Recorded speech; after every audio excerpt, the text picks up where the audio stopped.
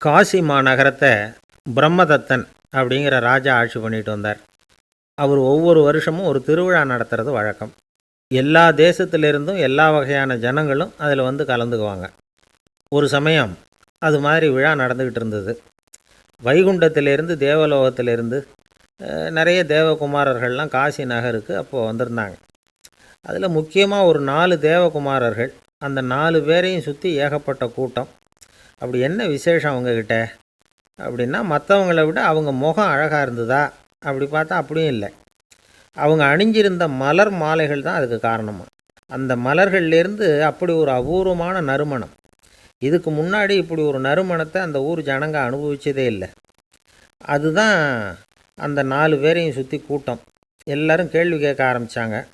உடனே அந்த 4 தேவகுமாரர்களும் எல்லாருக்கும் தெரியும்படியாக வானத்தில் எழும்பி கொஞ்சம் உயரமாக நின்றுக்கிட்டாங்க. கீழே நின்றுக்கிட்டு இருந்த அரசன்லேருந்து ஆண்டி வரைக்கும் ஒருத்தர் பாக்கி இல்லாமல் ஒரே குரலில் எல்லாரும் அவங்கள பார்த்து, எங்களுக்கும் இது மாதிரி மாலையை போட்டுக்கணும்னு ஆசையாக இருக்குது, அதுக்கு நீங்கள் தான் அருள் பண்ணணும் அப்படின்னு கேட்டுக்கிட்டாங்க. மாலை போட்டுக்கிறதுனா எல்லாருக்கும் ஆசையாக தானே இருக்கும். அந்த 4 தேவகுமாரர்களில் ஒருத்தர் புத்தர் பிரான்.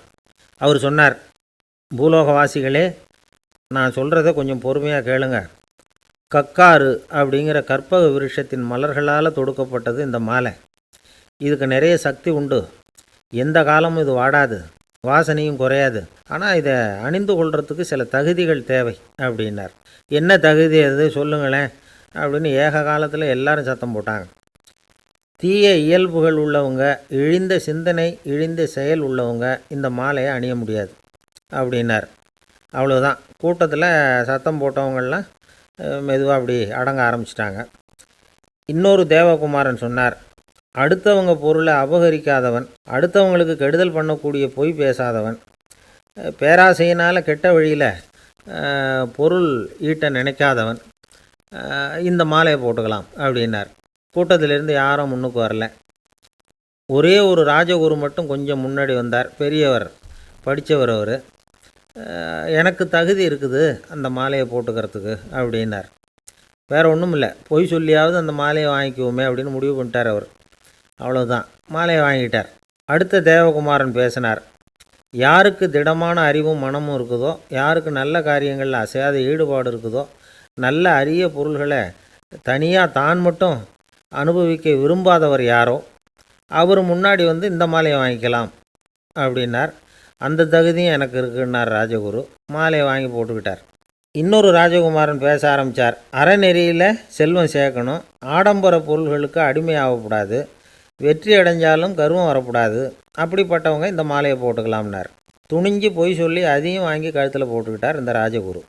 இன்னொரு ராஜகுமாரன் சொன்னார், சான்றோர்களை நிந்திக்காதவங்க, புறம் பேசாதவங்க இந்த மாலையை போட்டுக்கலாம்னார். அதையும் வாங்கி போட்டுக்கிட்டார். திருவிழா முடிஞ்சுது, எல்லோரும் திரும்பி போயிட்டாங்க. மறுநாள் ராஜகுரு 4 மாலைகளையும் போட்டுக்கிட்டு ராஜசபைக்கு வரார்.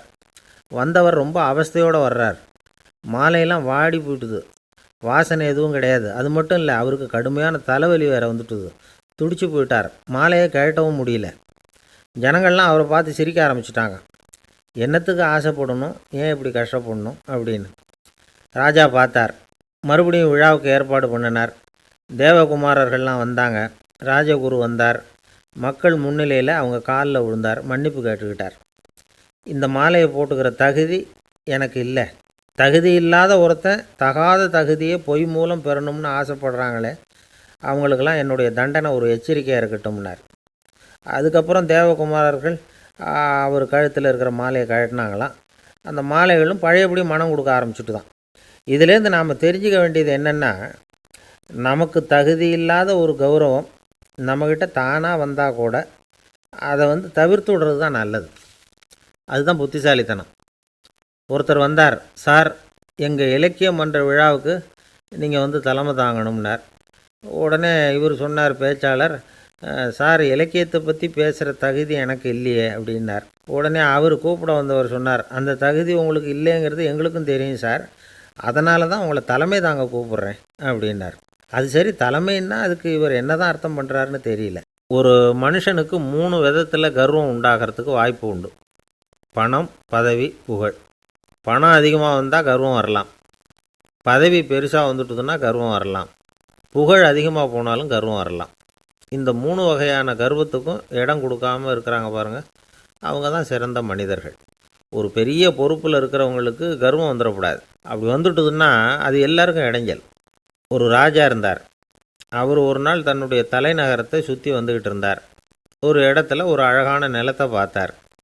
ஆஹா, இந்த இடத்துல நமக்குன்னு ஒரு மாளிகையை கட்டினா எவ்வளோ நல்லாயிருக்கும் அப்படின்னு நினச்சார். ராஜா நினச்சா அது முடியாத காரியமா? சரி, இந்த நிலம் யாருக்கு சொந்தம்னு விசாரிங்க அப்படின்னார் பக்கத்தில் இருந்தவங்கக்கிட்ட. அவங்கெல்லாம் ஓடி போய் விசாரித்தாங்க. அந்த இடம் ஒரு வயசான கிழவிக்கு சொந்தம், வயசான அம்மாவுக்கு சொந்தமாக. அந்த அம்மா தான் அதில் ஒரு குடிசையை போட்டு குடியிருந்துகிட்டு இருக்கிறாங்க. சரி, அந்த நிலத்துக்கு ஒரு விலையை நிர்ணயம் பண்ணி அதை அந்த வயசான அம்மாக்கிட்ட கொடுத்துருங்கோ அப்படின்னு உத்தரவு போட்டார் ராஜா. ஆனால் அந்த அம்மா, இது எங்கள் பூர்வீக இடம், இதை விற்க மாட்டேன் அப்படின்னு சொல்லிவிட்டுது. சரி, 2 பங்கு விலை கொடுக்குறோம்னு சொல்லி பாருங்க அப்படின்னாங்க. அப்படியே சொன்னாங்க அரண்மனை ஆட்கள். அதுக்கும் சம்மதிக்கலை அந்த அம்மா. இதை கேள்விப்பட்டதும் ராஜாவுக்கு கோபம் வந்துட்டுது. தன்னுடைய ஆளுங்களை கூப்பிட்டார். போய் அந்த குடிசையை பிரித்து எறிங்க, காசெல்லாம் ஒன்றும் கொடுக்காதீங்க அப்படின்னு கத்தினார். அவ்வளோதான். அடுத்த நிமிஷம் அரண்மனை ஆசாமிகள் போனாங்க, குடிசையை பிரித்து எரிஞ்சாங்க. அந்த வயசான அம்மா இருக்குது, அதுவும் அந்த இடத்த விட்டு துரத்தி விட்டாங்க. அந்த இடத்துல ஒரு அரச மாளிகையை கட்டி முடிச்சிட்டாங்க. அந்த வயசான அம்மா பாவம், ராஜாவே இப்படி பண்ணால் யார்கிட்ட போய் முறையிட முடியும்? ஒரு ஞானி இருந்தார், அவர்கிட்ட போய் சொன்னாங்க. அவர் இவங்க சொன்னதை கேட்டு மனசில் வச்சுக்கிட்டார். ஒரு நாள் அந்த ராஜாவே இந்த ஞானியை கூப்பிட்டார். புதுசாக ஒரு மாளிகை கட்டியிருக்கிறேன், வந்து பாருங்கன்னு.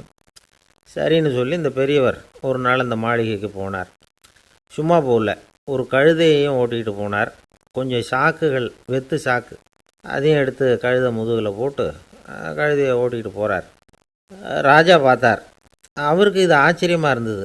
என்ன இது, மாளிகைக்கு வந்துட்டு போங்கன்னு கூப்பிட்டா கழுதை சாக்கு இதெல்லாம் கொண்டு வராரே, ஒன்றும் புரியலையேன்னு நினச்சார். எதுக்காக இதெல்லாம்னு கேட்டார். அரசருடைய தோட்டத்திலேருந்து கொஞ்சம் மண் எடுத்துகிட்டு போகிறதுக்கு ஆசைப்பட்றேன், அதுக்கு நீங்கள் அனுமதி கொடுக்கணும் அப்படின்னாரு இவர். இது என்ன வேடிக்கையான கோரிக்கையாக இருக்குது அப்படின்னு நினச்சார் ராஜா. இருந்தாலும் மண் தானே கேட்குறாரு, எடுத்துகிட்டு போகட்டுமே அப்படின்னு நினச்சார். சரின்னு அனுமதி கொடுத்தார்.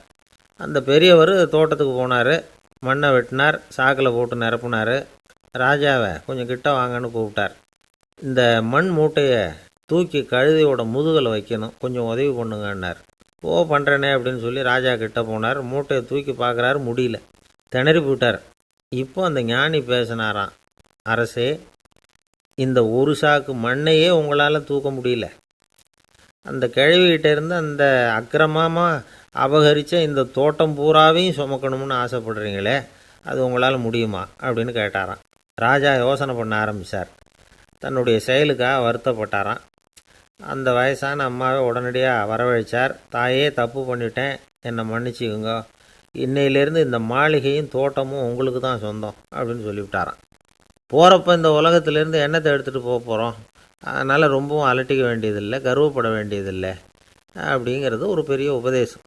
ஒரு பெரிய மனுஷன் சாக கிடந்தார், ரொம்பவும் அழுதார். ஏன் அழறீங்க அப்படின்னு கேட்டாங்க சுற்றி இருந்தவங்க.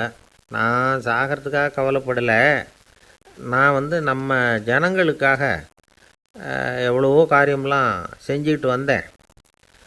நான் செஞ்சுக்கிட்டு வந்த சேவையை இனிமேல் யார் செய்ய போகிறாங்க, அது யாரால் முடியும், அதை நினச்சி தான் அழறேன் அப்படின்னாராம். ஒருத்தர் முன்னாடி வந்தார். அதுக்காக நீங்கள் கவலைப்படாதீங்க, உங்கள் சேவையை தொடர்ந்து செய்கிறதுக்கு என்ன மாதிரி இளைஞர் பட்டாலும் தயாராக இருக்குது, இருந்தாலும் எங்கள் கவலை என்னென்னா அப்படின்னு இழுத்தார். என்ன சொல்லுங்கன்னு கேட்டார் அவர். நீங்கள் இது வரைக்கும் என்ன சேவை செஞ்சுக்கிட்டு வந்தீங்க, அதுதான் எங்களுக்கு இன்னமும் புரியாத புதிராக இருக்குது அப்படின்னாராம் அவர். சில பேரை இப்படி சொல்கிறது உண்டு. அடுத்தவங்களை அனுசரித்து நடந்துக்க தெரியல, அவன் என்ன சார் மனுஷன் அப்படிம்பாங்க. சக மனிதர்களோடு எப்படி பழகிறது அப்படின்னு தெரியாததுனாலேயே பல பேர் இன்றைக்கி சங்கடப்பட்டுக்கிட்டு இருக்கிறாங்க. வசதி வாய்ப்பெல்லாம் சரியாக இருக்கும், ஆனால் வாழ்க்கை சரியாக இருக்காது. இன்னொருத்தர்கிட்ட எப்படி பேசுறது பழகிறதுங்கிறது தெரியாதனால தான் இந்த அவஸ்தை. சரி, இந்த அவஸ்தை இல்லாமல் வாழறது எப்படி? இதுக்கு அனுபவசாலிகள் சில வழிமுறைகளை சொல்கிறாங்க. அதெல்லாம் என்னென்னங்கிறத இப்போ தெரிஞ்சுக்குவோம். முதல்ல நம்ம நாக்கு நம்ம கண்ட்ரோலில் இருக்கணும். வார்த்தைகளை கொட்டிவிட்டு அதுக்கப்புறம் அள்ள முடியாமல் கடந்து கஷ்டப்படக்கூடாது. எப்படி பேசுகிறோங்கிறதும் முக்கியம், பேசுகிறப்ப எப்படி முகத்தை வச்சுருக்கிறோங்கிறதும் முக்கியம். அன்பாக பேசினாலும் நல்லாயிருக்கும். அப்படி பேசுகிறப்ப ஆதரவாக அவர் தோள் மேலே ஒரு கையை போட்டுக்கிட்டு பேசினா இன்னமும் நல்லாயிருக்கும். ரெண்டாவது விஷயம், இன்னொருத்தர்கிட்ட பேசுகிறப்போ வாக்குறுதிகளை அள்ளி வீசக்கூடாது. கொடுக்குற வாக்குறுதி குறைச்சலாக இருக்கணும். அப்படி கொடுத்த வாக்குறுதியை கண்டிப்பாக நிறைவேற்றணும். நாம் ஒருத்தரை பாராட்டுறோம் அல்லது அவரை பற்றி அபிப்பிராயம் சொல்கிறோம்னா அது ஆக்கப்பூர்வமாக இருக்கணும். நம்ம பாராட்டு அல்லது விமர்சனம் அடுத்தவருடைய முன்னேற்றத்துக்கு உதவுறது மாதிரி இருக்கணும். நாம் சொல்கிறத கேட்டுட்டு அவன் தலையில் கையை வச்சுட்டு உட்காந்துடக்கூடாது. எப்பவும் உற்சாகமாக இருக்கணும், முகம் மலர்ச்சியாக இருக்கணும். மனுஷன் இருந்தால் வருத்தம், கவலை, ஏமாற்றம் எல்லாம் இருக்க தான் செய்யும். அதெல்லாம் மனசில் இருக்கட்டும். அந்த வருத்தமும் கவலையும் ஏமாற்றமும் சேர்ந்துக்கிட்டு நம்ம முகத்தில் இருக்கிற மலர்ச்சியை மூடி மறைக்கிறதுக்கு நாம் இடம் கொடுத்துடக்கூடாது. எந்த விஷயத்தை பற்றி யாருக்கிட்ட பேசினாலும் வெளிப்படையாக பேசணும். திறந்த மனசோடு பேசணும். மூடி மறைச்சி முன்னு மூழ்கிக்கிட்டு இருக்கக்கூடாது. இன்னொருத்தர்கிட்ட பேசுகிறப்போ விவாதம் பண்ணுங்க, அது தப்பு இல்லை. ஆனால் வாதாடிக்கிட்டு இருக்கக்கூடாது. அதாவது என்ன சொல்கிறாங்கன்னா, டிஸ்கஸ் பண்ணலாம், ஆர்கியூ பண்ணக்கூடாதான். நம்மக்கிட்ட இருக்கிற நல்ல குணங்களை நாம் எடுத்து சொல்லிகிட்டு இருக்கக்கூடாது. அந்த நல்ல குணங்களே நம்மளை பற்றி எடுத்து சொல்லணும். அது மாதிரி நடந்துக்கணும்.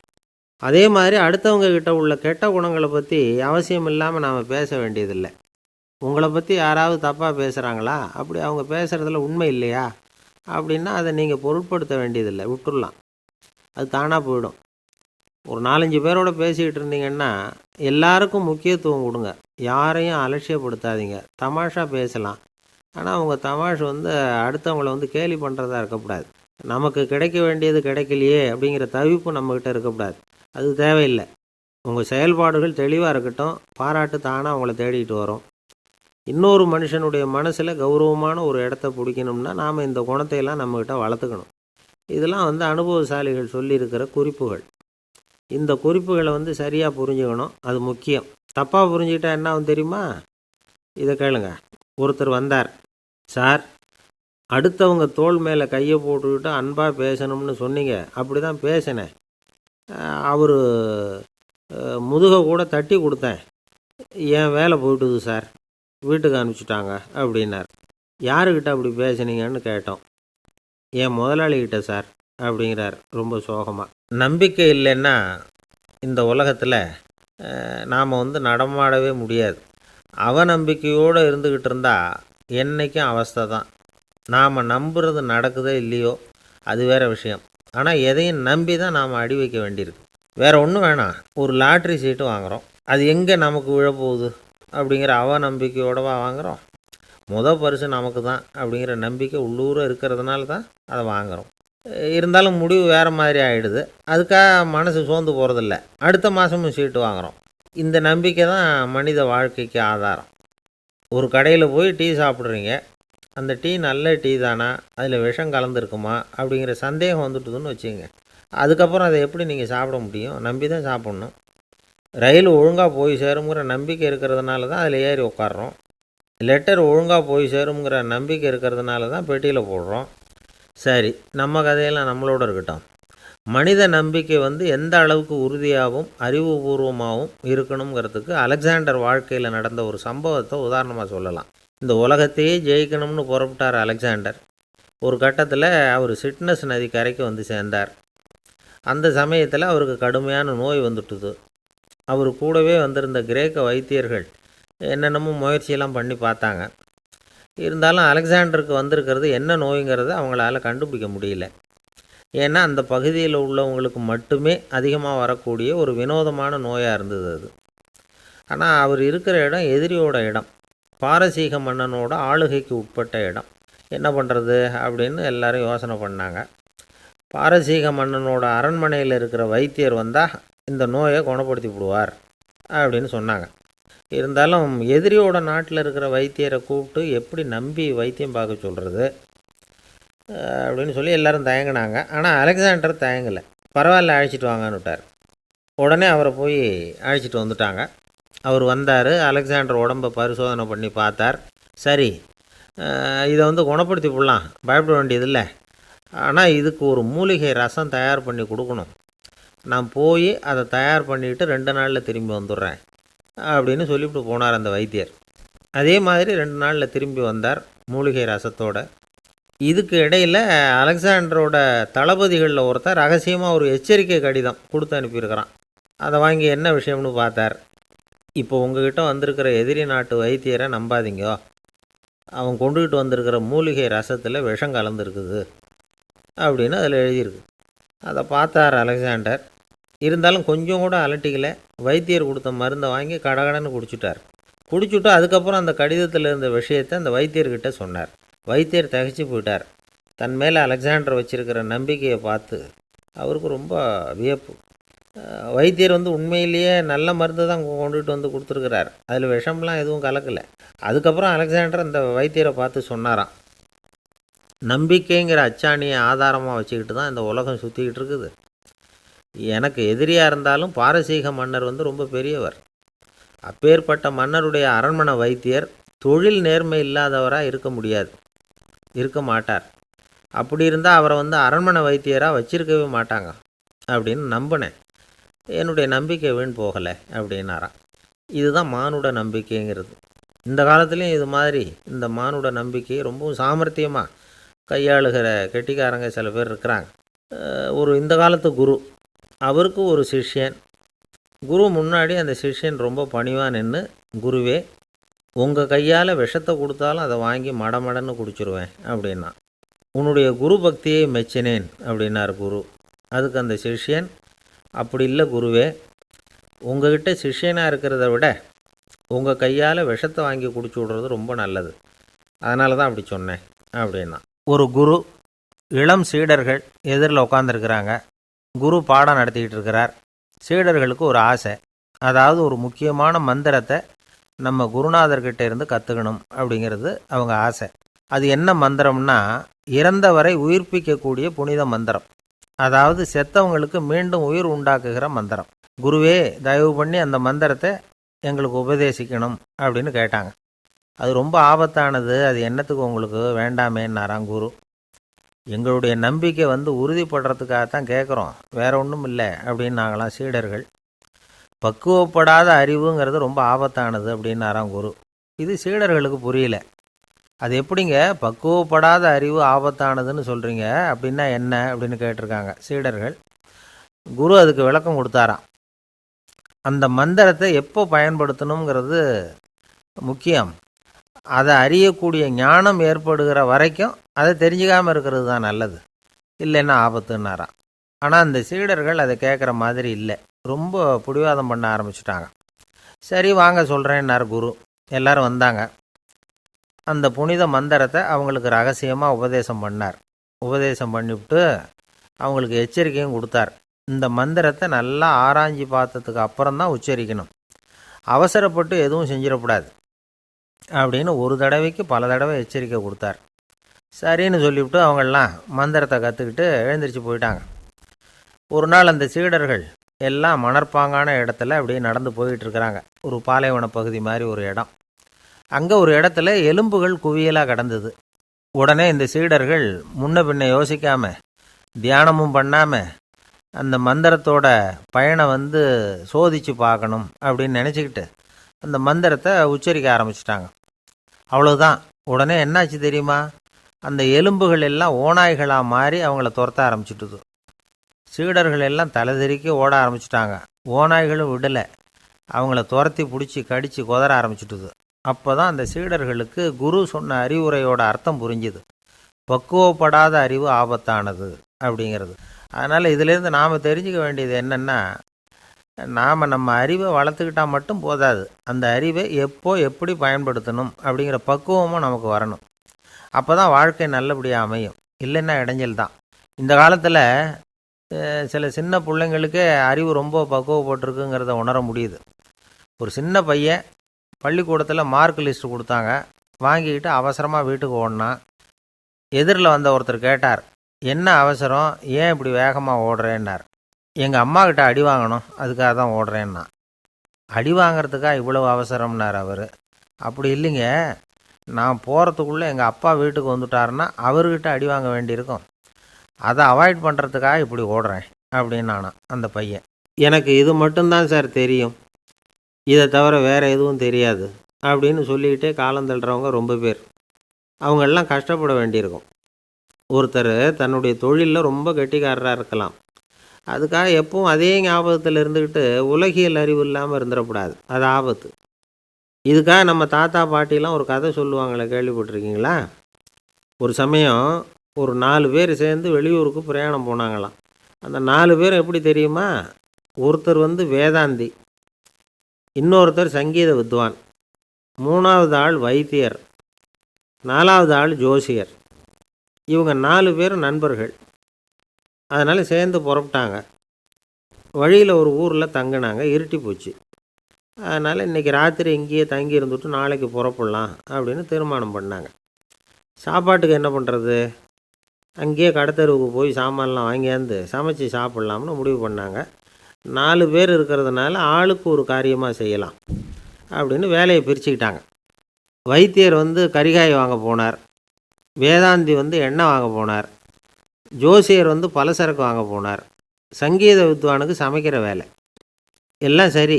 ஆனால் நடந்தது என்ன தெரியுமா? கடைத்தெருவுக்கு காய்கறி வாங்க போனார்ல வைத்தியர், அங்கே போய் மார்க்கெட்டில் பார்த்தார். ஒவ்வொரு கரிகாயாக எடுத்து பார்த்தார். இது பித்தம், உடம்புக்கு ஒத்துக்காது. இது வாயு, உடம்புக்கு ஒத்துக்காது அப்படின்னு ஒவ்வொன்றா தள்ளினார். கடைசியில் ஒன்றுமே தேரல. வெறுங்கையோடு திரும்பி வந்துக்கிட்டு இருக்கிறார். எண்ணெய் வாங்க போனார் வேதாந்தி. அவர் ஒரு தொன்னையில் எண்ணெயை வாங்கினார். பேசாமல் அதை எடுத்துகிட்டு வர வேண்டியது தானே, முடியல. அவருடைய வேதாந்த மூளை சிந்திக்க ஆரம்பிச்சுட்டுது. இந்த தொன்னைக்கு எண்ணெய் ஆதாரமா அல்லது எண்ணெய்க்கு தொன்னை ஆதாரமா அப்படிங்கிற ஆராய்ச்சியில் இறங்கினார். என்னாச்சு தெரியுமா? அப்படி கவுத்து பார்த்தார். வாங்கின எண்ணெய் பூராவையும் வழியில் கொட்டிவிட்டு வெறும் தொன்னையோடு சேர்ந்தார். பலசரக்கு வாங்க போனார் ஜோசியர். அவர் ஒரு வழியில் பார்த்தார். வழியில் வந்தவங்களெல்லாம் அங்கங்கே ஒரு மரத்தடியில் உட்கார வச்சு அவங்களுக்கெல்லாம் ஆர்வம் சொல்ல ஆரம்பிச்சிட்டார். அப்படி ஒவ்வொருத்தராக சொல்லி முடிச்சுட்டு கடத்தருக்கு போய் சேர்ந்தார். இவர் அங்கே போய் சேர்றதுக்குள்ளே ரொம்ப நேரம் ஆகிட்டுது. கடையெல்லாம் பூட்டிவிட்டு போயிட்டாங்க. என்ன செய்கிறது? அவரும் வெறுங்கையோடு திரும்பி சேர்ந்தார். சரி, இவங்க கதை தான் இப்படி ஆச்சு. அங்கே சமைக்கிறதுக்காக உட்காந்துருந்தார் சங்கீத வித்வான். அவர் கதை என்னாச்சு தெரியுமா? அங்கே அவர் அடுப்பை பற்ற வச்சு ஒலையை கொதிக்க வச்சார். அதாவது ஒரு பானையில் தண்ணியை ஊற்றி அடுப்பில் வச்சார். அது கொதிக்க ஆரம்பிச்சிது. தண்ணி கொதிக்கிற சத்தம் இருக்குதுல்ல, அது இவருக்கு தாளம் போடுறது மாதிரி இருந்தது. ஒரே குஷி. பாட ஆரம்பிச்சிட்டார். பாடிக்கிட்டே உற்சாகமாக கையில் இருந்த கரண்டியால் அந்த பானையில் தட்டினார், தாளம் போடுறதா நினச்சிக்கிட்டு. அவ்வளவுதான், பானை பட்டுன்னு உடஞ்சி போச்சு. தலையில் கையை வச்சுக்கிட்டு அவரும் உட்காந்துட்டார். எந்த தொழில் தெரிஞ்சாலும் சரி, அதை புத்திசாலித்தனமாக பயன்படுத்த தெரியலன்னா ஆபத்து தான். அதுக்காக தான் இந்த கதை. ஒரு பஸ்ஸு டிரைவர் ரொம்ப கெட்டிக்காரர். பஸ்ஸை ரொம்ப திறமையாக ஆபத்து இல்லாமல் ஓட்டினதுக்காக பரிசுலாம் வாங்கினவர். அவரே ஒரு படகு ஓட்டுறதுக்காக அழைச்சிட்டு போயிருக்கிறாங்க, மோட்டார் படகு. அதையும் ரொம்ப திறமையாக தான் ஓட்டிகிட்டு போயிருக்கிறாரு. நடுக்கடலில் போனதும் படகு நின்று போச்சு. மோட்டாரில் ஏதோ கோளாறு.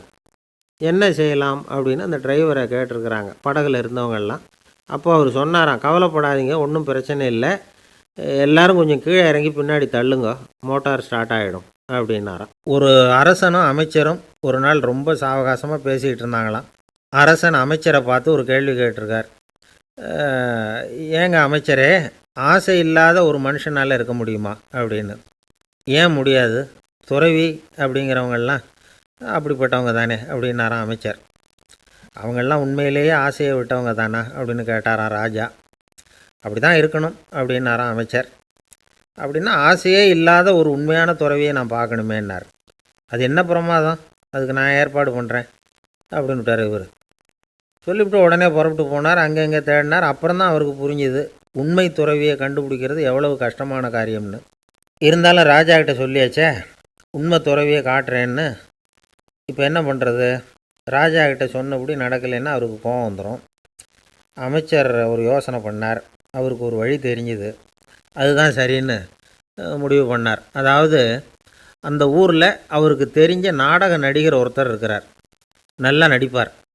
அவரை போய் பார்த்தார். இதை பாருப்பா, எனக்காக நீ ஒரு காரியம் செய்யணும்னார்.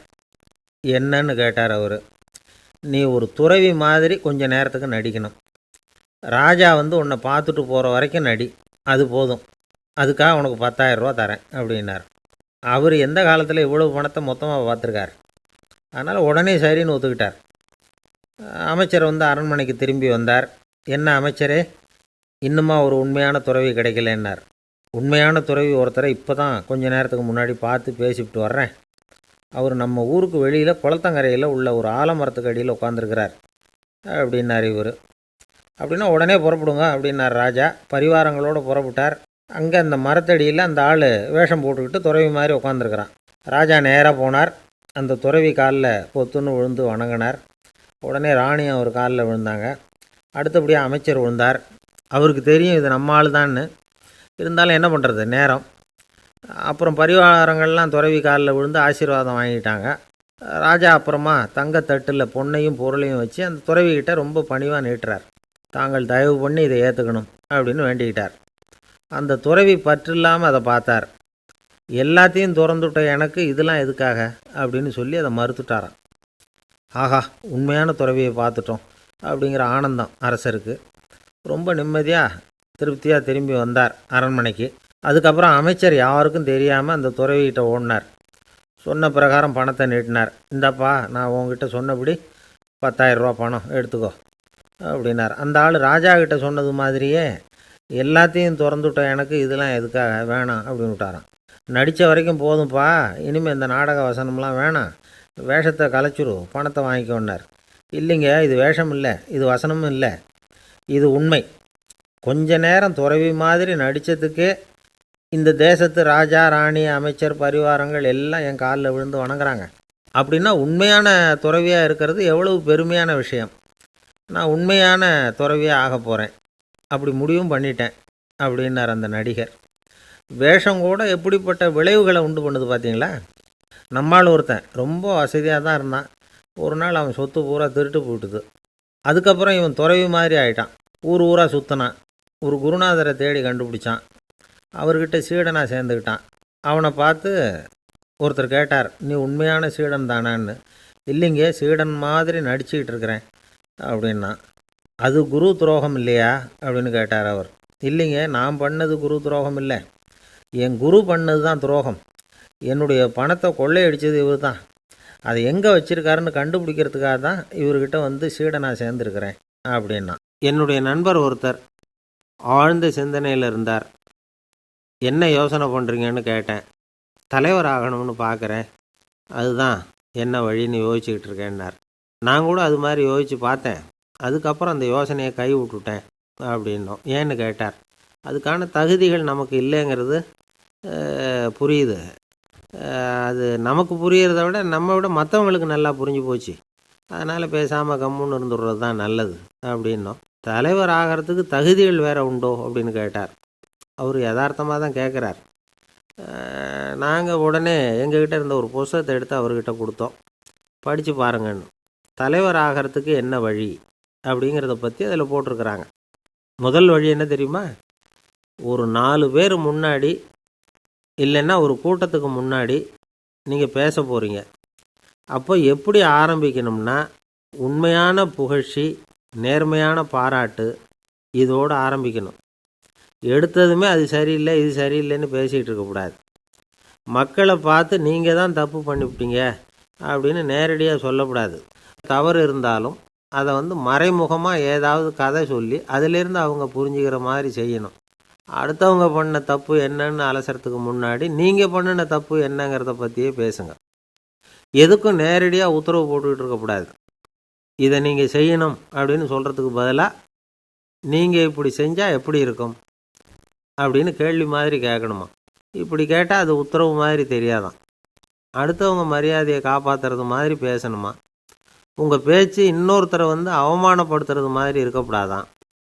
ஏன்டா இவங்ககிட்ட போய் மாட்டிக்கிட்டோம்னு யாரும் நினச்சிடக்கூடாது. ஒவ்வொரு சின்ன வளர்ச்சியையும் பாராட்டணும். வெற்றி சாதாரணமாக இருந்தாலும் பாராட்டாமல் இருந்துடக்கூடாது. பாராட்டும் பொழுது தாராளமாக இருக்கணும். குறை சொல்லும் பொழுது கவனமாக இருக்கணும். வாய்க்கு வந்தபடி பேசிவிட்டால் அதுக்கப்புறம் வகையாக மாட்டிக்கிட்டு முழிக்க வேண்டியிருக்கும். நீங்கள் பேசுகிறது இன்னொருத்தருக்கு ஒரு கௌரவத்தையும் மரியாதையும் உண்டு பண்ணுறது மாதிரி இருக்கணும்.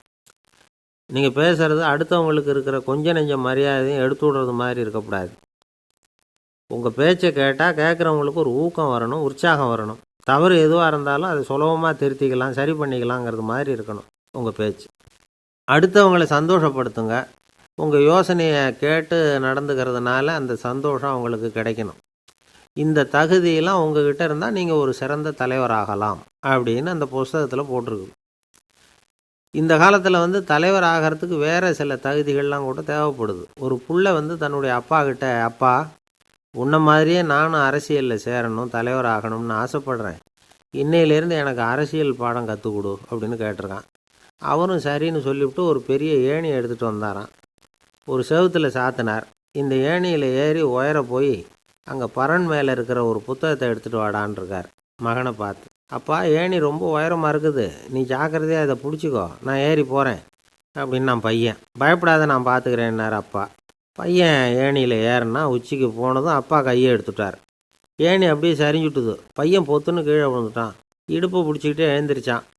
என்னப்பா இது, இப்படி என்னை ஏற விட்டுட்டு கையை விட்டுட்டியே, இப்படி கைவிடலாமா அப்படின்னு கத்தியிருக்கான். அப்பா நிதானமாக சொன்னாராம், அவசரப்படாதேப்பா, அரசியலில் இதுதான் முதல் பாடம், பெத்த அப்பனாக இருந்தாலும் அவனை நம்பாதே அப்படின்னு உபதேசம் பண்ண ஆரம்பித்தாராம். ஒரு பெரியவர் உட்காந்துருக்கிறார். அவரை சுற்றி அவருடைய தோழர்கள் உட்காந்துருக்கிறாங்க. ஏதோ ஒரு முக்கியமான செய்தியை அவர் வந்து அவங்களுக்கு சொல்லிகிட்டு இருக்கிறார். அவங்களும் ஆர்வமாக கேட்டுக்கிட்டு இருக்கிறாங்க. இந்த சமயத்தில் யாரோ ஒரு ஆள் வேகமாக அங்கே வர்றார். வர்ற வேகத்திலேயே எனக்கு ஏதாவது உதவி செய்யுங்க அப்படின்னு கேட்டுக்கிட்டே வர்றார். கேட்குறது உதவி, ஆனால் குரல் வந்து மிரட்டுறது மாதிரி இருக்குது, அதட்டி கேட்குறது மாதிரி இருக்குது.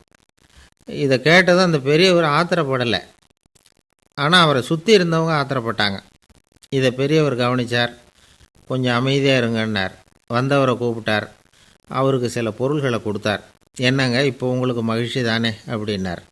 ஆ அப்படின்னு அலட்சியமாக அவர் சொல்கிறார். நான் உங்களை நல்ல முறையில் நடத்தினேன்னா அப்படின்னு கேட்குறாரு அவர் மறுபடியும். அதெல்லாம் ஒன்றும் இல்லை அப்படின்னு சொல்லி அவர் சொல்லிகிட்டு இருக்கிறாரு. குரலில் வந்து கடுமை குறையில. சுற்றி இருந்தவங்களால் இதை பொறுத்துக்க முடியல. கோபத்தோடு அவரை நோக்கி நெருங்க ஆரம்பித்தாங்க. பெரியவர் அவங்களையெல்லாம் தடுத்து நிறுத்தினார். வந்தவரை வாங்க என்னோட அப்படின்னு சொல்லி அழைச்சிட்டு போனார். வீட்டுக்கு போனார். அங்கே போனதும் இன்னும் சில பொருள்களை எடுத்து அவர்கிட்ட கொடுத்தார். இப்போ திருப்தி தானே, நான் உங்ககிட்ட நல்ல முறையில் நடந்துக்கிட்டேனா அப்படின்னார். அவர் முகம் இப்போ தான் கொஞ்சம் மலர்ந்தது. ரொம்ப நன்றி, இறைவன் வந்து உங்கள் குடும்பத்துக்கு எல்லா நன்மைகளையும் செய்வான் அப்படின்னு சொன்னார். இதே வார்த்தைகளை என்னுடைய தோழர்கள்கிட்டே வந்து சொல்லிட்டீங்கன்னா அவங்க கோபம் தணிஞ்சிரும், வர முடியுமான்னார். கண்டிப்பாக வர்றேன் அப்படின்னாரு. மறுநாள் காலையில் அந்த இடத்துக்கு வந்தார். அதே மாதிரி சொல்லிவிட்டு அவர் போயிட்டார். தோழர்கள்லாம் ரொம்ப வியப்போடு பெரியவரை பார்த்தாங்க. அந்த பெரியவர் தான் நபிகள் நாயகம். அவர் சொன்னார், ஒருத்தன் ரொம்ப ஆசையாக ஒரு ஒட்டகத்தை வளர்த்துக்கிட்டு வந்தான். ஒரு நாள் அந்த ஒட்டகம் வந்து கயத்தை அறுத்துக்கிட்டு ஓடி போயிட்டுது. அக்கம் பக்கத்தில் இருக்கிறவங்கெல்லாம் அந்த ஒட்டகத்தை பிடிக்கிறதுக்கு முயற்சி பண்ணாங்க. அதை துரத்திக்கிட்டு ஓடினாங்க. ஒட்டகம் வந்து தாறுமாறாக ஓட ஆரம்பிச்சிது. இந்த சமயத்தில் ஒட்டகத்தை வளர்த்தவன் அங்கே ஓடி வந்தான். நீங்கள் அதை ஒன்றும் செய்ய வேணாம், விட்டுருங்க, அதோட சுபாவம் எனக்கு நல்லா தெரியும், அதை சுலபமாக என்னோடய வழிக்கு கொண்டுட்டு வந்துட முடியும், நான் பார்த்துக்கிறேன், விட்டுருங்கோ அப்படின்னா. எல்லோரும் விலகி போயிட்டாங்க. இவன் என்ன செஞ்சான் தெரியுமா? கொஞ்சம் புல்லை கையில் எடுத்துக்கிட்டு அந்த ஒட்டகத்தை நெருங்கினான். அவ்வளவுதான். அது ஓடி வந்து இவன் காலடியில் உட்காந்துக்கிட்டது. செல்லமாக அதை அப்படியே தடவி கொடுத்தான். முதுகில் ஏறி உட்காந்துக்கிட்டான். அது பாட்டுக்கு சாதுவாக நடந்து போகுது. இந்த கதையை நபிகள் நாயகம் தம்முடைய தோழர்களுக்கு சொல்கிறார். ஒட்டகத்தை மட்டும் இல்லை, சில மனிதர்களையும் கூட சில விதத்தில் அணுகி தான் அவர்களை வந்து சீர்திருத்த வேண்டியிருக்குது அப்படிங்கிறத அவங்களுக்கு உணர்த்தினார். இது ஒரு அழகான உளவியல் அணுகுமுறை.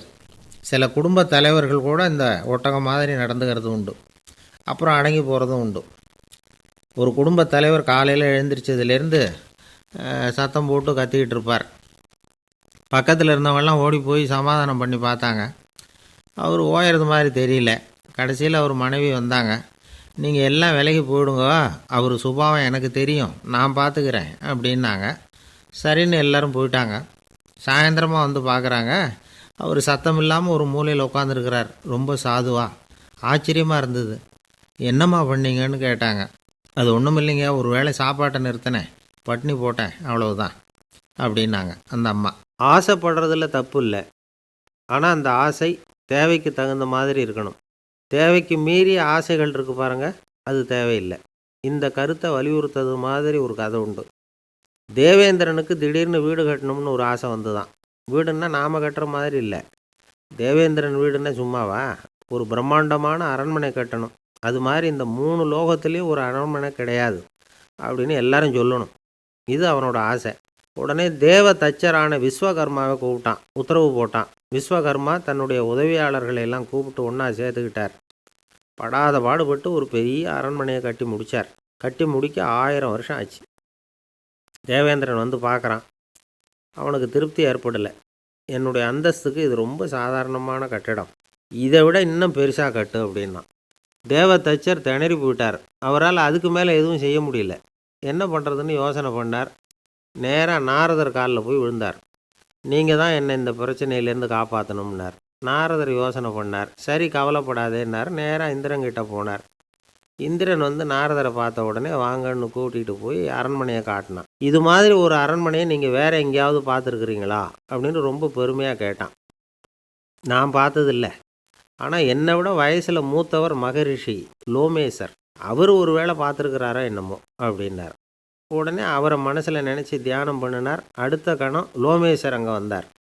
இடையில் ஒரு சின்ன துண்டு, கையில் ஒரு கமண்டலம், தலையில் ஒரு பாய், அவ்வளவுதான் அவர்கிட்ட இருந்தது. எதுக்காக தலையில் எந்த பாய் அப்படின்னு கேட்டான் இந்திரன். என்ன மாதிரி அற்ப ஆயுள் உள்ள ஒரு ஜீவன் தனியாக வீடு கட்டிக்கிட்டு திண்டாடணுமா? இந்த பாய் தான் ஒரு வீடு மாதிரி எனக்கு நிழல் கொடுக்குது அப்படின்னார் அவர். என்னது, உங்களுக்கு வந்து அவ்வளவு கொஞ்சமான ஆயுளா அப்படின்னு ஆச்சரியத்தோடு கேட்டான் இந்திரன். ஆமாம், இதை பாரு, என்னுடைய மார்பில் ஒரு பொற்காசு அளவுக்கு ரோமம் உதிர்ந்துட்டுது. எப்போ என் உடம்புல உள்ள எல்லா ரோமமும் உதிர்ந்துருமோ அப்போ என்னுடைய ஆயுள் முடியும் அப்படின்னார். எப்போ அந்த ரோமங்கள் பூரா உதிரும்னு கேட்டான் இவன்.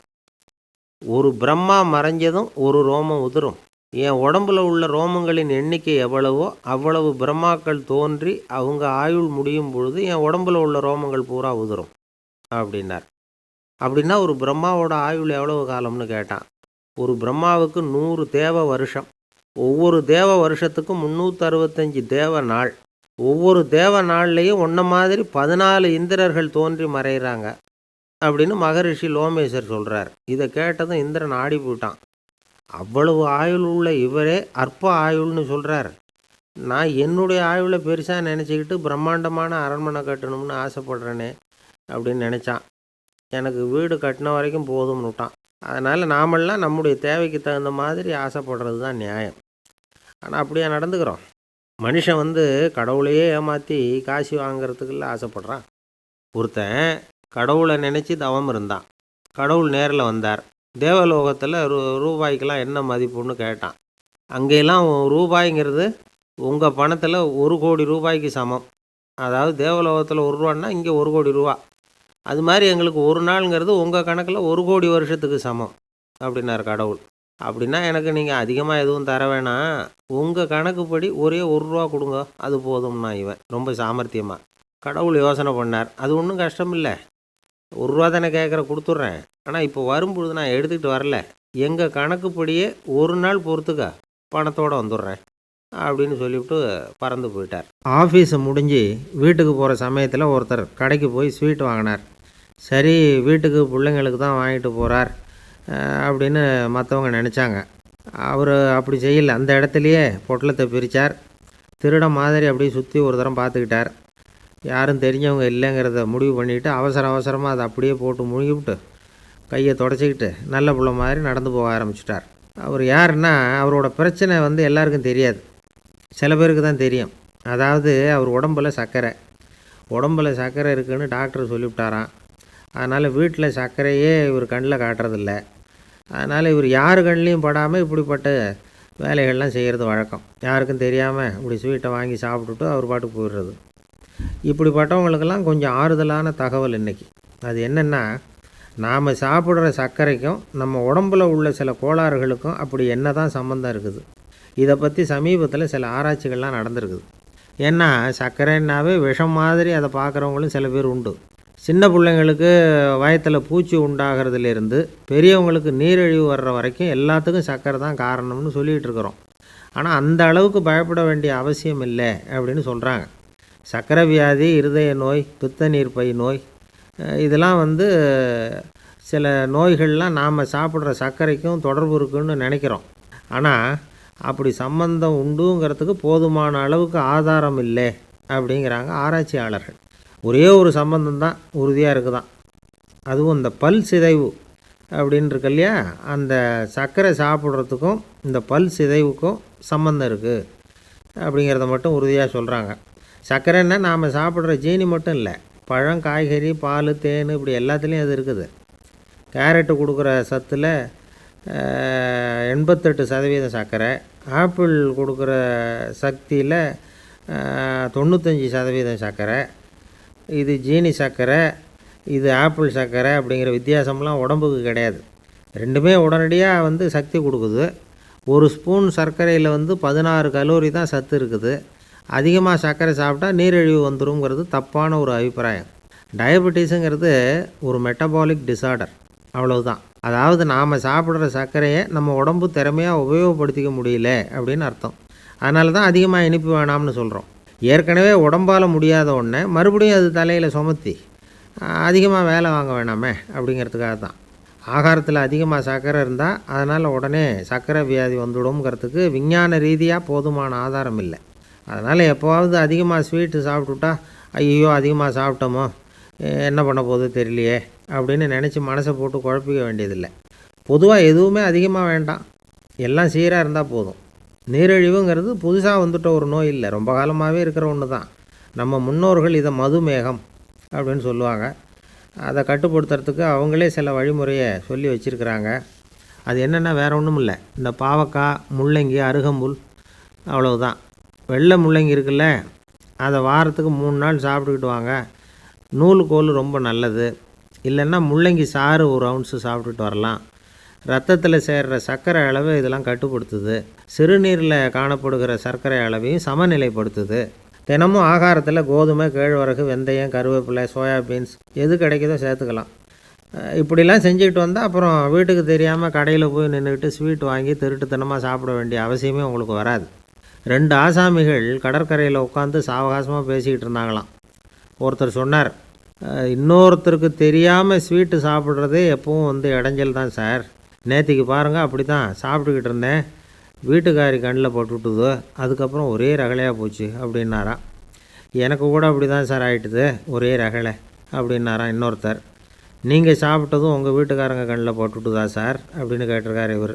அதுக்கு அவர் சொன்னாராம், அப்படி இல்லை சார், கடைக்காரர் கண்ணில் போட்டுவிட்டுதோ, நான் அவருக்கு தெரியாமல் அந்த ஸ்வீட்டை அவர் கடையிலேருந்து எடுத்திருந்தேன் அப்படின்னு விளக்கம் கொடுத்தாராம் இந்த ஆள். ஐயா, என்னுடைய நூல் வெளியீட்டு விழாவுக்கு அவசியம் நீங்கள் வரணும் அப்படின்னு கூப்பிட்டார் ஒருத்தர். எப்போ வரணும்னு கேட்டேன். அடுத்த வாரம்னார். சரி, புத்தகம் தயாராகிட்டுதா அப்படின்னேன். நாளைக்கு தான் அச்சிக்க கொடுக்க போகிறேன்னார். என்னங்க இது, புத்தகம் அச்சிடுறதுக்கு முன்னாடியே அழைப்புதழை அச்சடிச்சு விட்டீங்களே அப்படின்னு கேட்டேன். அதனால் என்னங்க, அந்த காலம் மாதிரி அப்போல்லாம் அச்சுக்கலை எவ்வளவோ முன்னேறியாச்சுங்க. Linotype, monotype, phototype, laser, இப்படி என்னென்னமோ வந்தாச்சு. இன்றைக்கி கொடுத்தா நாளைக்கே புத்தகம் தயார் அப்படின்னார். இப்படி இந்த அளவுக்கு முன்னேறி இருக்கிற இந்த அச்சுக்கலை ஆரம்பத்தில் எப்படி இருந்தது தெரியுமா? அந்த காலத்தில் காகிதம்னா என்னென்னே தெரியாது, அப்படி ஒன்று கண்டுபிடிக்கப்படவே இல்லை. அப்போல்லாம் எதையாவது ஒன்று எழுதணும்னா அதுக்கு ஆட்டு தோலை தான் பயன்படுத்தி இருக்கிறாங்க. கண்ணுக்குட்டி தோல் கூட அதுக்கு உபயோகப்பட்டு தான்.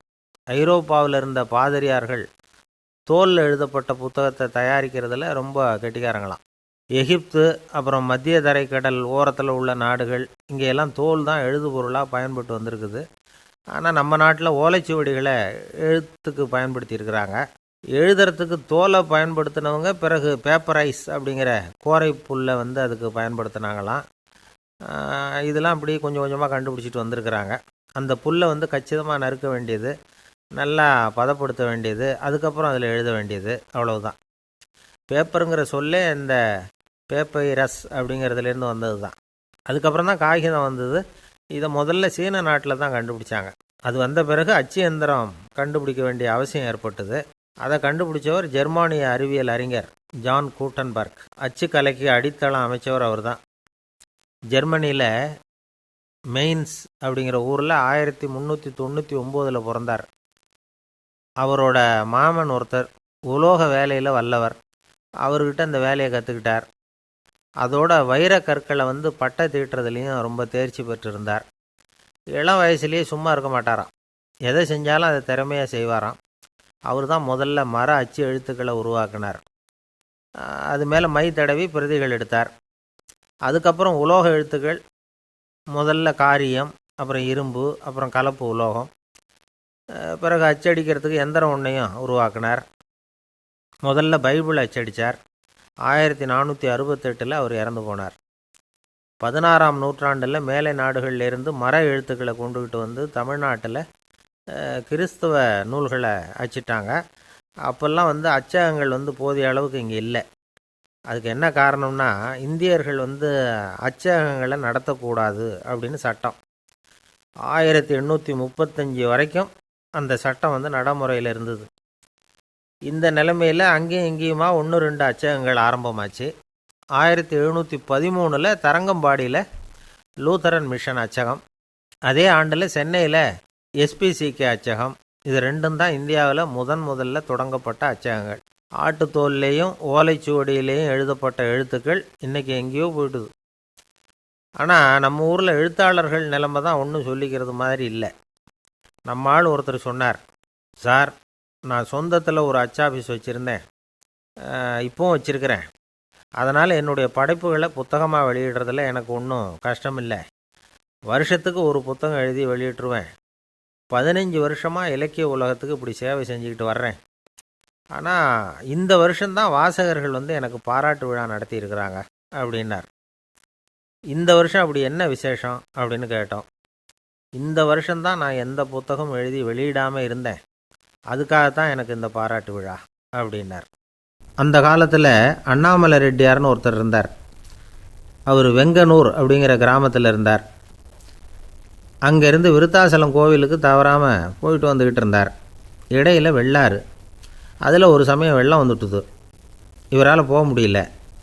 அதோட விளைவு வெங்கனூர்லேயே ஒரு கோவில் கட்டணும் அப்படின்னு முடிவு பண்ணார், சிவாலயம். அந்த சமயத்தில் வடநாட்டில் பஞ்சம். அதனால் அங்கே இருந்த பல சிற்பிகள் தென்னாட்டை நோக்கி வர ஆரம்பித்தாங்க. அவங்க வெங்கனூர் வழியாக வர்றது தெரிஞ்சதும் இவர் போய் பார்த்தார். இங்கே ஒரு கோவில் கட்டணும், அதுக்கு நீங்கள் உதவணும்னார். பஞ்ச காலத்தில் இப்படி ஒரு வாய்ப்பு கிடைச்சதில் அவங்களுக்கும் ரொம்ப மகிழ்ச்சி. உற்சாகத்தோடு ஒத்துக்கிட்டாங்க. ஆலய திருப்பணி ஆரம்பமாச்சு. அவங்களுக்கு வேண்டிய எல்லா வசதிகளையும் இவர் செஞ்சு கொடுத்தார். அவங்களுக்கு எந்த குறையும் இல்லாமல் பார்த்துக்கிட்டார். அது மட்டும் இல்லை, ஒவ்வொரு நாளும் அங்கே வருவார். உங்களுக்கு என்ன வேணும், எது வேணும்னு கேட்பார். ஏதாவது குறை இருந்தால் சொல்லுவாங்க, உடனே தீர்த்து வைப்பார். இவரும் கேட்பார், எந்த குறையாக இருந்தாலும் என்கிட்ட சொல்லுங்க அப்படின்னு சொல்லுவார். அதை தவிர இவராகவே கவனித்தும் அவங்களுக்கு என்னென்ன தேவைங்கிறத கண்டுபிடிச்சி அதையெல்லாம் கொடுத்துக்கிட்டு இருப்பார். என்ன தேவைன்னாலும் அதை நிறைவேற்றி வச்சுருவார். அந்த சிற்பிகளின் தலைவன் ஒருத்தன், அந்த ஆளுக்கு வெத்தலை பாக்கு போடுறது பழக்கம். இதை தெரிஞ்சுக்கிட்டு அதுக்காகவே ஒரு ஆளை ஏற்பாடு பண்ணார். வேணுங்கிறப்போலாம் நீ வெத்தலை சிவல் மடித்து கொடுக்க வேண்டியது உன் வேலை அப்படின்னு ஒருத்தனை ஏற்பாடு பண்ணிட்டார். இப்படியெல்லாம் செஞ்சதும் அவங்களுக்கும் ரொம்ப உற்சாகம். ரொம்ப பொறுப்பாக சிற்ப வேலைகளை செஞ்சுக்கிட்டு இருக்கிறாங்க. ஒரு நாள் என்னாச்சு தெரியுமா, அந்த சிற்பிகளின் தலைவன் ரொம்ப நுணுக்கமாக ஒரு வேலையை செஞ்சுக்கிட்டு இருக்கிறான். சாரம் போட்டு அது மேலே படுத்துக்கிட்டு அண்ணாந்து பார்த்து உச்சியில் நுணுக்கமான சிற்பங்களை உருவாக்கிக்கிட்டு இருக்கான். சிற்பியின் கவனம் செதறப்படாதுங்கிறதுனால இவர் மெதுவாக சத்தம் போடாமல் கிட்ட போய் நின்று அதை கவனிச்சிக்கிட்டு இருக்கிறார். அந்த சிற்பி வழக்கம் போல் வெத்தலை பாக்குக்காக இடது கையை கீழே நீட்டினான். அந்த சமயம் பார்த்து அவருக்கு தாம்பூலம் கொடுக்குறவன் அங்கே இல்லை, எங்கேயோ போயிருக்கிறான். அண்ணாமலை ரெட்டியார் என்ன பண்ணார் தெரியுமா, தனக்காக கொடுக்கப்பட்ட தாம்பூலத்தை வாங்கி சிற்பியின் கையில் கொடுக்குறார். அவன் வாங்கி போட்டுக்கிட்டான். இது என்ன இன்றைக்கி வெத்தலை சீவல் வேறு மாதிரி இருக்குது, வாசனை தாம்பூலமாக இருக்குது அப்படின்னு யோசனை பண்ணிவிட்டு கீழே திரும்பி பார்க்குறார். பார்த்தா ரெட்டியார் மறுபடியும் சிற்பி கை நீட்டும் பொழுது கொடுக்கறதுக்காக தாம்பூலத்தை மடித்து வாங்கி வச்சுக்கிட்டு தயாராக நிற்கிறார். சிற்பிக்கு அதிர்ச்சி. உடனே பொத்துன்னு கீழே குதிச்சான். ஐயா, என்ன இது நீங்களா அப்படின்னா. இவர் சொன்னார், நான் ஒன்றும் தப்பு பண்ணலையே, உன்னுடைய கை புண்ணியம் செஞ்ச கை, கோயில் கட்டுற கை, அந்த கைக்கு தாம்பூலம் கொடுக்கறதுல என்ன தப்பு அப்படின்னாராம். ஏற்கனவே பஞ்சத்தில் அடிபட்டு வந்த எங்களை நீங்கள் ஆதரித்ததே பெரிய விஷயம். இந்த செயல் என்னை ஒரு பெரிய கடனாளி ஆக்கிவிட்டுது. ஐயா, எங்களுக்கு உணவு உடை இதை மட்டும் நீங்கள் கொடுத்தா போதும், ஊதியம்னு எதுவும் வாங்க மாட்டோம் அப்படின்னு நானும். அந்த சிற்பி எவ்வளோ வற்புறுத்தியும் எதுவும் வாங்கிக்கலையாம். இந்த செய்தியை தமிழ் தாத்தா டாக்டர் ஊவேசா சொல்லியிருக்கிறார். அந்த காலத்தில் எப்படிப்பட்டவங்கள்லாம் வாழ்ந்துருக்கிறாங்க பாருங்கள். இந்த காலத்தில் ஒருத்தர் கோவில் கட்டினார், வேலை செய்கிற எல்லாருக்கும் சாப்பாடு போடுவார், சிற்ப வேலை செஞ்சுட்டு சாப்பிட வர்ற ஒவ்வொருத்தர் கையையும் அன்பாக பிடிச்சி முத்தம் கொடுத்து உள்ளே அனுப்புவார். அந்த கைகளுக்கு நீங்கள் கொடுக்குற மரியாதையா அது அப்படின்னு கேட்டாங்க. அது இல்லைங்க, ஏற்கனவே முதல் பந்தியில் சாப்பிட வந்தவன் மறுபடியும் வர்றானான்னு கண்டுபிடிக்கிறதுக்காக கையை பிடிச்சி மோந்து பார்க்குறேன் அப்படின்னாராம் அவர். ஒருத்தர் ரொம்ப கவலையோடு உட்காந்துருந்தார். எதை பற்றி சார் கவலைப்படுறீங்கன்னு கேட்டோம். எதிர்காலத்தை பற்றி கவலைப்படுறேன்னார். ஏன்னு கேட்டோம். என்ன பண்ணுறதுன்னே தெரியல சார், எதிர்காலம் ஒரே இருட்டாக இருக்குது, பாதையே புரியலன்னார். இன்றைக்கி நம்ம இளைஞர்கள் பல பேருக்கு எதிர்காலம் இருட்டாக தான் தெரியுது. அவங்கெல்லாம் இந்த கதையை கொஞ்சம் கேட்கணும். ஒரு மலை அடிவாரத்தில் ஒரு சின்ன கிராமம். அந்த மலை ரொம்ப உயரமானது. அடர்த்தியாக செடி கொடிகள் மரங்கள் அதில் மண்டி கிடக்குது. பகல் வேளையில் இருட்டாக தான் இருக்கும், அவ்வளோ அடர்த்தி. அந்த மலை உச்சியில் ஒரு கோவில். நாள் ராத்திரியே புறப்பட்டால் தான் காலையில் அந்த கோவிலுக்கு போய் சேர முடியும். கிராமத்து இளைஞன் ஒருத்தன் அந்த மலை உச்சிக்கு போக வேண்டியிருந்தது. கையில் ஒரு விளக்கை எடுத்துக்கிட்டு நாள் ராத்திரியே புறப்பட்டான். புறப்பட்டு போனவன் கிராமத்து எல்லையிலே நின்றுட்டான். ஏன் தெரியுமா? அவன் கையில் இருந்த விளக்கோட வெளிச்சம் 10 அடி தூரத்துக்கு தான் தெரியுது. அது வரைக்கும் தான் பாதை தெளிவாக இருக்குது. அதுக்கு அப்பாலெல்லாம் ஒரே இருட்டாக இருக்குது, பாதை புரியல. இவன் யோசனை பண்ணி பார்த்தான். மனசுக்குள்ள ஒரு சந்தேகம். 10 அடி தூரம் தானே வெளிச்சம் தெரியுது, அப்படின்னா நாம் 10 அடி தூரம் தானே போக முடியும். அதுக்கும் அந்தாண்ட ஒரே இருட்டாக இருக்குதே, அதில் எப்படி நாம் நடந்து போகிறது? நாம் ரொம்ப தூரம் நடந்து போய் ஆகணுமே. அப்படிப்பட்ட நினப்பெல்லாம் அவனுக்கு வந்துவிட்டுது. இதுதான் அவன் மனசில் ஏற்பட்ட தயக்கம். இப்படி யோசிச்சுக்கிட்டே அந்த இளம் ஆசாமி புறப்பட்ட இடத்துலையே நின்றுக்கிட்டு இருக்கிறான். அந்த சமயத்தில் ஒரு வயசான பெரியவர் அந்த பக்கமாக வந்தார். அவர் கையில் இதை விட சின்னதாக ஒரு விளக்கு வச்சுருந்தார். அது எப்படின்னா அது ஒரு 5 அடி தூரத்துக்கு தான் வெளிச்சம் காட்டுது. அவ்வளவு சின்ன விளக்கு. அவரும் மலை உச்சிக்கு போகிறதுக்காக தான் வந்துக்கிட்டு இருக்கிறார். அவரை பார்த்து இவன் கேட்டான், என்ன பெரியவரே, இவ்வளவு சின்ன விளக்கை வச்சுக்கிட்டு அவ்வளவு தூரத்துக்கு எப்படி மலையேற போகிறீங்க அப்படின்னு கேட்டான். நீ ஏன் இப்படி தயங்கிட்டே நிற்கிறேன்னு கேட்டார் பெரியவர். என்கிட்ட இருக்கிற விளக்கு 10 அடி தூரத்துக்கு தான் பாதையை காட்டுதுன்னா. இப்போ பெரியவர் சொன்னார், தம்பி, உன் கையில் இருக்கிற விளக்கு கொடுக்குற வெளிச்சத்தை வச்சு நீ முதல்ல 10 அடி தூரம் முன்னாடி போ. 10வது அடியில் போய் நின்றுக்கிட்டு பாரு, மறுபடியும் ஒரு 10 அடி தூரத்துக்கு பாதை தெரியும். இப்படி உன் கையில் இருக்கிற விளக்கு தொடர்ந்து வெளிச்சம் காட்டிக்கிட்டே இருக்கும். நீ முன்னேற முன்னேற அந்த வெளிச்சமும் முன்னேறும்.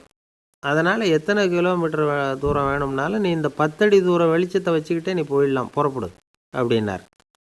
இப்போ தான் அந்த பெரியவர் சொன்னது இளைஞனுக்கு பளிச்சுன்னு புரிஞ்சுதான். உடனே உற்சாகமாக புறப்பட்டான், உச்சிக்கு போய் சேர்ந்தான். இந்த கதையிலேருந்து நாம் புரிஞ்சிக்க வேண்டியது என்ன தெரியுமா? நீண்ட கால திட்டம் ஒன்று போடும் பொழுது நமக்கு முன்னாடி இருக்கிறத மறந்துட்டு மனசை போட்டு குழப்பிக்க கூடாது. உங்கள் கையில் என்ன இருக்கோ அதுலேயே உங்கள் எதிர்காலம் மறைஞ்சிருக்குது. கண் முன்னாடி தெரியறத வச்சு ஆரம்பிங்க, போக போக வழி தானாக புலப்படும் அப்படிங்கிறார் ஒரு பெரியவர். பெரிய பயணங்களையெல்லாம் இப்படி தான் நடத்த வேண்டியிருக்கும். ஒவ்வொரு அடியாக எடுத்து வச்சா ஓடி போய் சேர்ந்து விடலாம். மலைச்சி போய் நின்றுட்டா நின்றுக்கிட்டே இருக்க வேண்டியது தான். நம்ம ஆள்லாம் ரொம்ப மோசமாக இருக்கிறாங்க. ஒருத்தன் அப்படி தான் நீண்ட தூர பிரயாணம் ஒன்று புறப்பட்டான். ரயில் போய்கிட்டே இருந்தது. கொஞ்சம் தூரம் போச்சு, பாதி வழியில் கையில் வச்சுருந்த டிக்கெட்டை காற்றுல விட்டுட்டான். ஐயோ, என் டிக்கெட்டு போயிட்டுதே அப்படின்னு கத்த ஆரம்பிச்சிட்டான்.